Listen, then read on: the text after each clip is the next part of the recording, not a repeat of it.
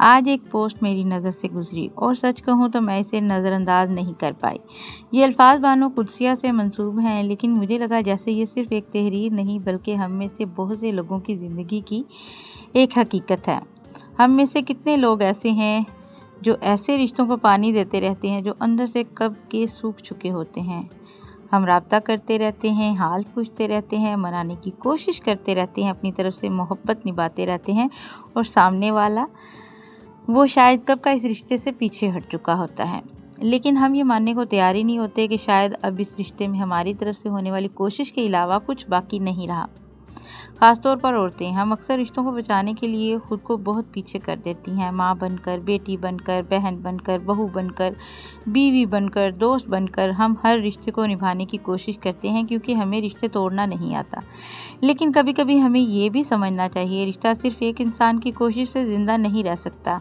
आप एक पौधे को रोज़ पानी दे सकते हैं, लेकिन अगर इसकी जड़ें ही सूख चुके हों तो सिर्फ पानी देने से वो दोबारा ज़िंदा नहीं होता। बिल्कुल ऐसे ही कुछ रिश्ते भी होते हैं, हम इन्हें अपनी मोहब्बत, अपनी तवज्जो, अपनी बर्दाश्त और अपनी कोशिश से ज़िंदा रखने की कोशिश करते रहते हैं, जबकि हकीकत ये होती है कि रिश्ता शायद कब का ख़त्म हो चुका होता है। बस हम इसे कबूल नहीं कर पा रहे होते और शायद सबसे मुश्किल काम यही है, किसी रिश्ते के ख़त्म हो जाने को तस्लीम करना, क्योंकि कभी कभी इंसान उस शख्स को नहीं बल्कि इस रिश्ते से जुड़ी अपनी यादों को छोड़ने से डरता है। इसलिए अगर आज आप भी किसी ऐसे रिश्ते को अकेले निभा रहे हैं तो ज़रा रुक कर खुद से एक सवाल ज़रूर कीजिए, क्या ये रिश्ता वाकई दोनों तरफ से ज़िंदा है या सिर्फ मैं ही इसे पानी दे रही हूँ। क्योंकि रिश्ता वो नहीं जो सिर्फ आपकी कोशिश से चलता रहे। रिश्ता वो है जहाँ दोनों तरफ से दिल भी हो, कोशिश भी हो और एक दूसरे की कदर भी हो। और शायद कभी कभी खुद से मोहब्बत का मतलब यही होता है कि हम हर सूखे हुए रिश्ते को ज़बरदस्ती ज़िंदा रखने की कोशिश को छोड़ दें।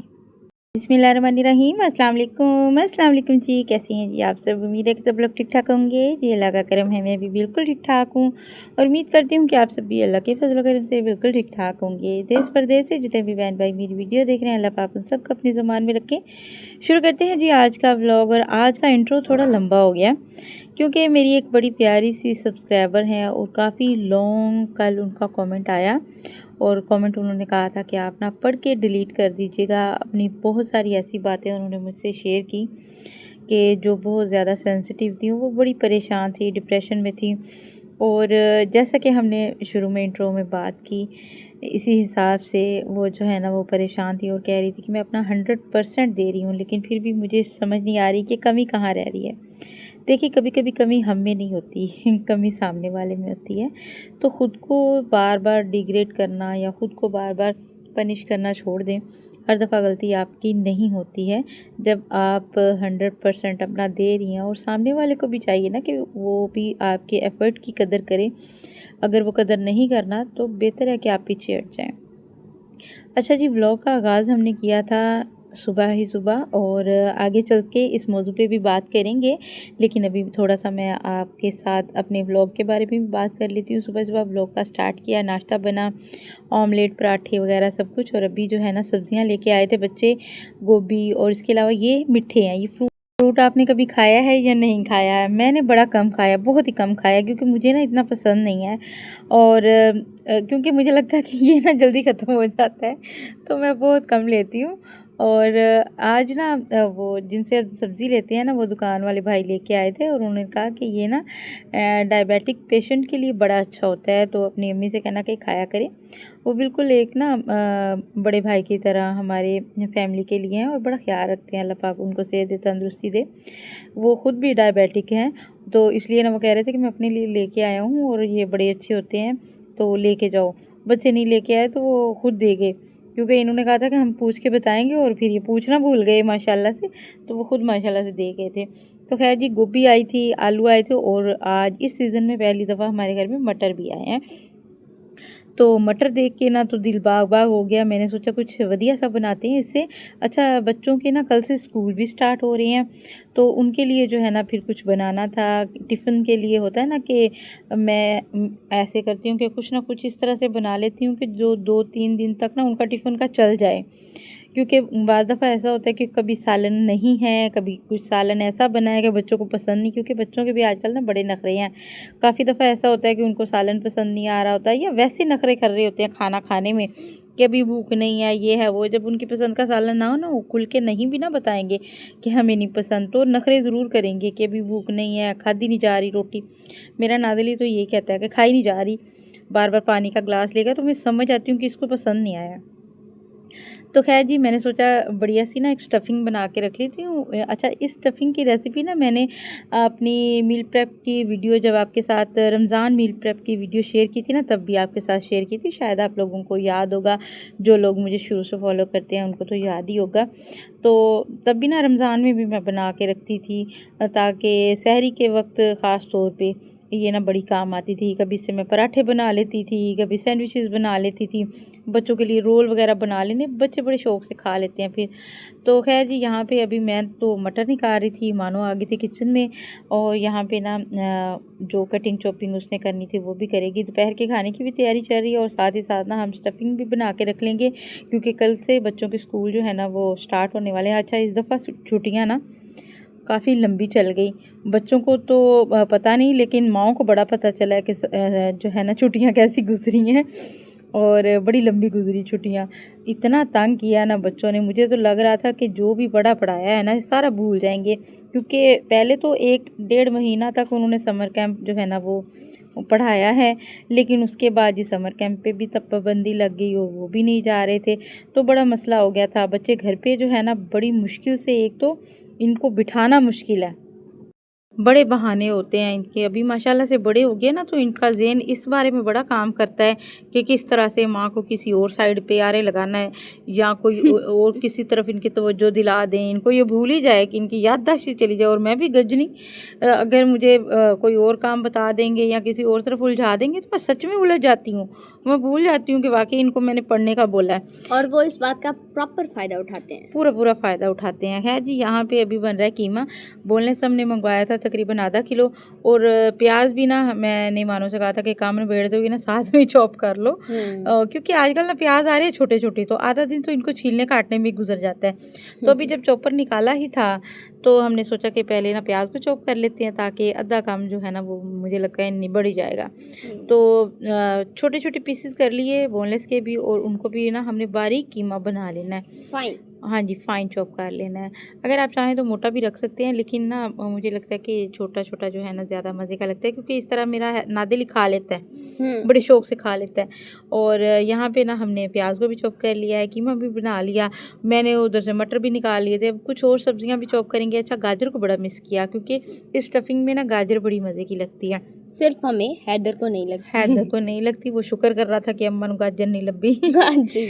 और यहाँ पे ना मानो ले आई थी मेरे लिए, मैंने इसे कहा कि मीठे काट के दे दो, तो यहाँ पे काट रही थी। और अभी ना दोपहर का टाइम है, आप देख रहे हैं वक्त काफ़ी हो गया है, और अभी जो है ना बस लंच का टाइम भी होने वाला है, तो ज़ाहिर बात है भूख लगी थी, तो मैंने कहा जी मीठे आ गए हैं तो इनको छील काट के दे भी दो।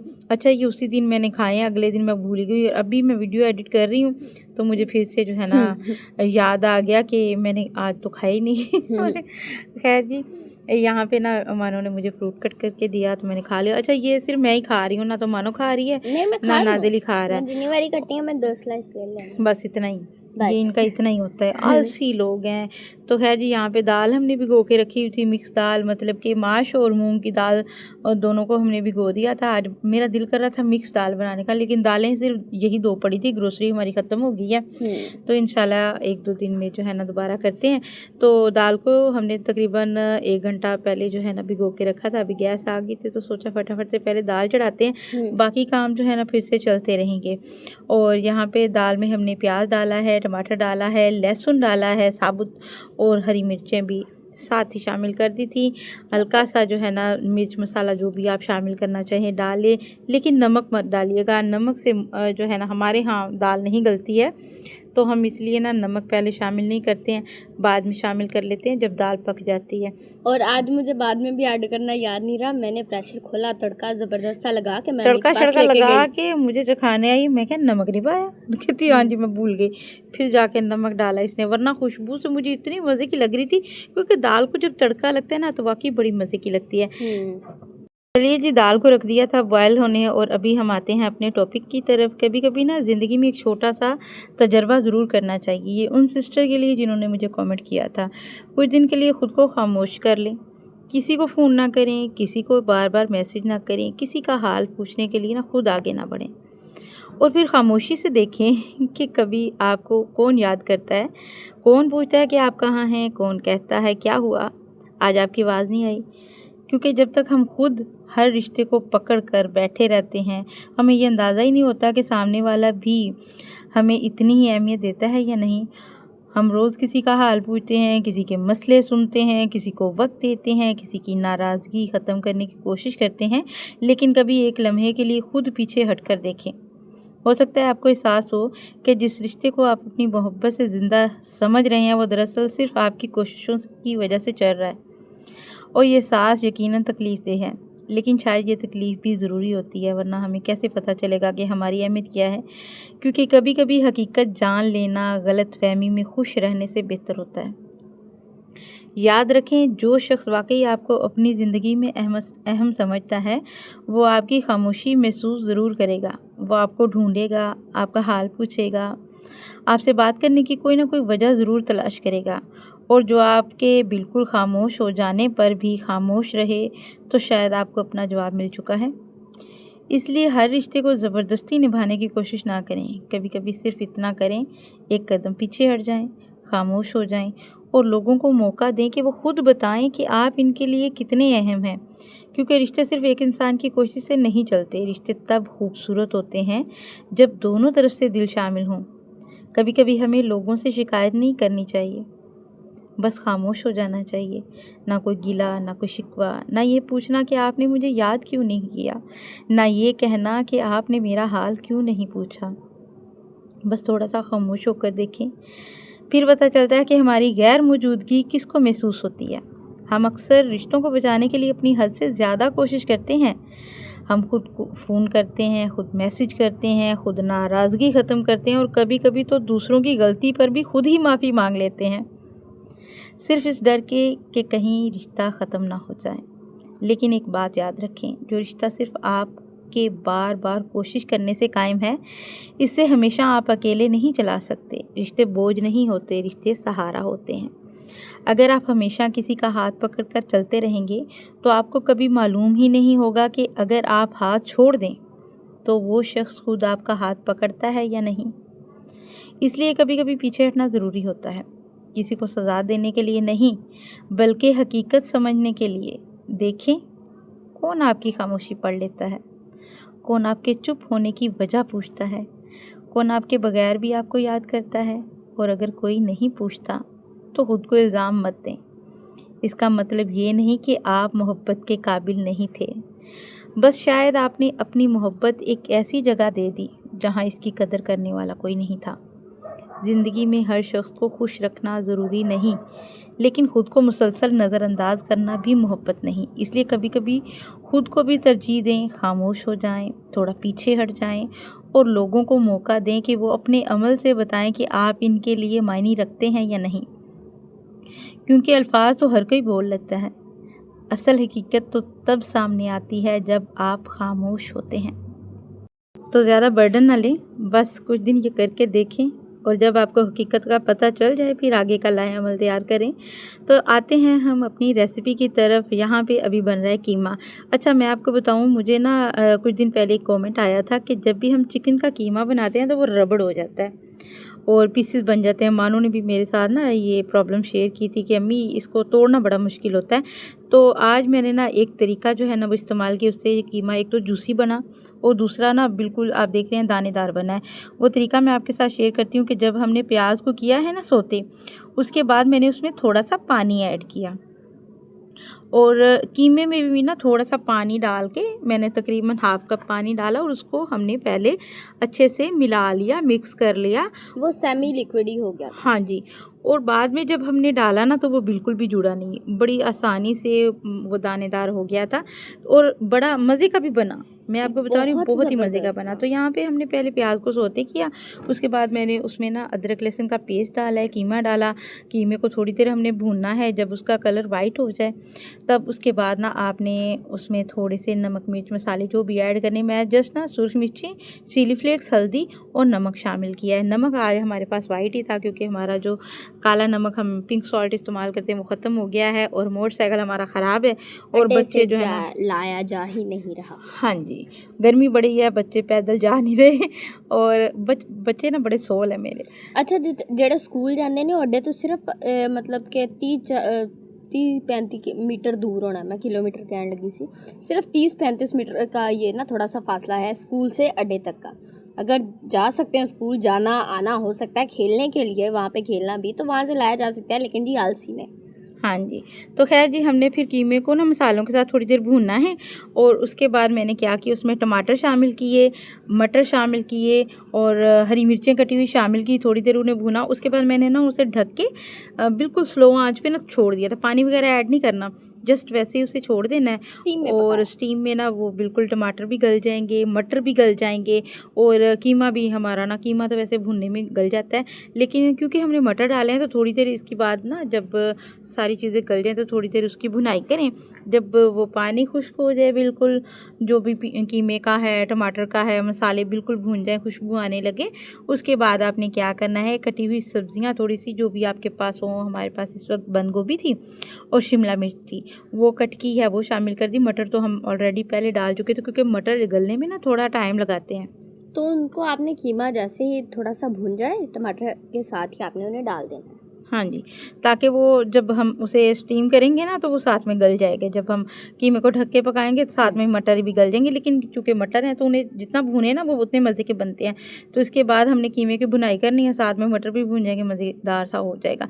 इसके बाद हमने जो सब्जियाँ शामिल की हैं इनको हमने बिना ढक्कन लगाए ना भूनना है।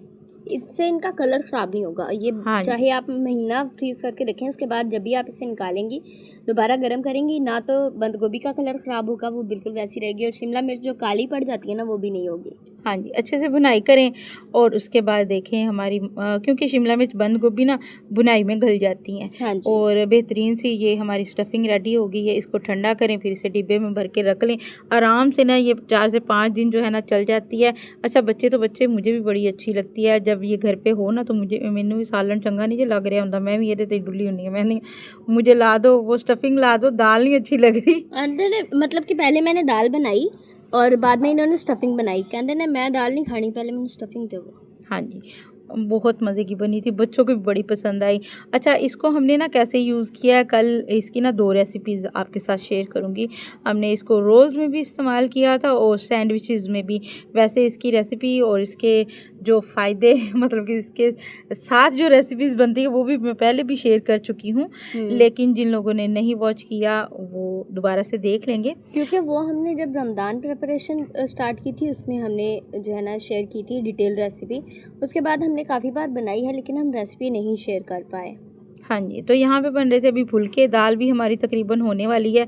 अच्छा दाल होने से पहले ना हमारी स्टफिंग बन के रेडी होगी। आप देखें कि मिनट मारे आज मैं, मतलब कि उस पे बिल्कुल भी टाइम नहीं लगता, टाइम भी नहीं लगता और इस तरह से कोई चीज़ रेडी पड़ी हुई ना, 1-2 और रेसिपीज़ में मैं आपके साथ शेयर करूँगी क्योंकि स्कूल खुल गए हैं और लंच और बॉक्स में ना डेली की टेंशन माओ की यही है, हम बच्चन की बना के दइए। मैं तो ऐसे करती हूँ, या तो कबाब बना के रख लेती हूँ या इस तरह की स्टफिंग बना ली, कच्चे कीमे के कबाब बना लिए, वो बच्चों को बर्गर में, सैंडविचेज़ में या कीमे रोटी वाले के साथ भी। समोसे। हाँ जी, इस तरह की चीज़ बना के रख लेना तो बड़ी आसानी रह जाती है कि बच्चों को जो है ना वो टिफ़िन में अच्छी चीज़ हो ना तो बच्चे खा भी लेते हैं। खाली रोटी डाल देना, अस्सी भोले बच्चे सानू अम्मा अचार ना भी दे देंदे सी ना, फुल्का बन के असीं खा लेंदे और हमें अचार वो मज़े का भी की लगता था। अचार तो फिर वड्डी शै रोटी दे उत्ते चीनी रख के उत्ते घ्यो पा के लैके जांदे रहे असी भी। हाँ, मैं नासिर को ना मक्खन और चीनी के साथ रोटी खाना बड़ा पसंद था, तो मैं उसके टिफ़िन में मक्खन और चीनी वाली मतलब कि लगा के ना दोनों चीज़ें, रोटी के अंदर चीनी रखनी, उसके ऊपर मक्खन थोड़ा-सा रख देना और वो आराम से ये दोनों खा लेते थे। या बिचूरी बना के और चूरी तो उसके ऑल टाइम लड्डू, फेवरेट। लड्डू बना के दे देने। खैर वो तो हैदर और नादिल भी लेके जाते रहे बड़े बहुत शौक शौक से। से खाते हैं। इस तरह की चीज़ें बच्चों को बड़ी पसंद होती है। कोई फैंसी चीज़ें ना भी बनाए, सादा सी चीज़ें भी बच्चे मज़े से खा लेते हैं और अपनी भी जान आसान रहती है। यहाँ पे दाल हमारी हो गई थी, सारी चीज़ें इसमें से पहले हमने शामिल कर दी थी। अभी इसका तड़का तैयार हो रहा है। एक दफ़ा इसको जो है ना दम खोल के ना मानो ने थोड़ा-सा चला लिया था, ताकि जो माश की दाल और मूँग की दाल है ना, ये थोड़ी-सी ज़्यादा नहीं गलाते, ये हल्की सी खड़ी-खड़ी हो ना तो मज़े की लगती है। लेकिन तड़का इसका ज़बरदस्त होना चाहिए। हरी मिर्चें हमने पहले ना थोड़ी-सी तड़क के निकाल ली थी, मेरी फ़रमाइश पे मैंने इससे कहा था कि मिर्चां तड़की मेरे वास्ते। और ऑयल में उनका फ्लेवर भी आ गया, भाइयों का मसला भी नहीं है कि मिर्च मिर्चा तेज़ हो गई हैं। हमें जो फ्लेवर चाहिए वो भी हमें मिल गया और अम्मी को जो तड़की हुई मिर्चें चाहिए थी वो भी हमें तली हुई मिल गई। मिर्चें ना मुझे दाल के साथ बड़ी पसंद है, चाहे बहुत। साथ में चावल हो, चाहे रोटी हो। तो आजकल तबीयत थोड़ी ख़राब है तो चावल को अवॉइड किया, वरना दाल के साथ मिक्स दाल जब बनी हो ना तो चावल अच्छे लगते हैं। बहुत खैर जी, मज़े के दाल के लगते हैं। ऊपर हमने थोड़ा-सा गरम मसाला और हरा धनिया और थोड़ी-सी जो है ना हरी मिर्चें शामिल की, कटी हुई, ये तड़का लगाया। तड़का हमने लहसुन का और थोड़ा-सा ना ज़ीरा डाला था उसमें और मज़ेदार सा तड़का लगाया ऑयल के साथ। और साथ में मैंने इससे कहा था कि थोड़ा-सा रायता बना लेना, क्योंकि दोपहर का वक़्त था ना, दोपहर में पुदीने का रायता बड़ा अच्छा लगता है। अच्छा हमारे पुदीने को पता नहीं क्या हो गया, पता अचानक नहीं। से सारा जल गया। आप लोग ना कोई टिप अगर आपके पास हो तो शेयर कीजिएगा। बड़ा मसला बना हुआ है। इतनी माशाल्लाह से बरकत थी ना इस पुदीने में। हम माशाल्लाह से पूरा मोहल्ला यूज़ कर रहे थे और अचानक 2 से पता महल्ले नहीं इसे क्या हो गया है कि सारा सूखता ही जा रहा है। खत्म चलें जी, हो गया कल मिलेंगे बिल्कुल। इंशाल्लाह नए व्लॉग के साथ। अल्लाह हाफ़िज़।